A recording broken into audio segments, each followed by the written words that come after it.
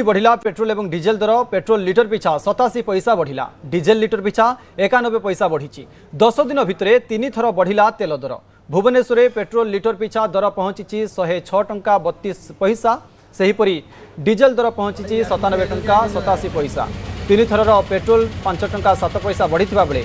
diesel बढ़ी 5 टंका 12 पैसा आगक आहरी बढ़ पेट्रोल और डीजेल दर मध्यप्राच्य युद्ध स्थिति जो अशोधित तैल दर आज $113 रही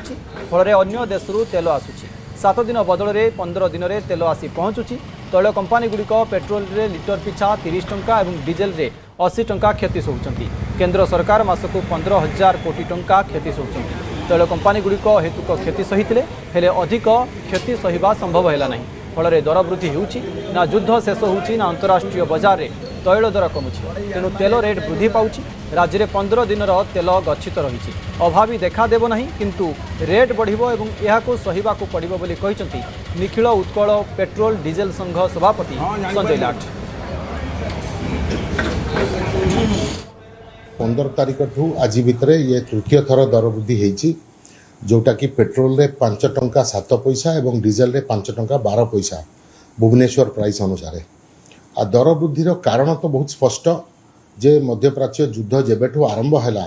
अशोधित तैल दर आम देखिले जे $70 रु बढ़िकी $150 पर्यंत जाई आज 113-114 रे रही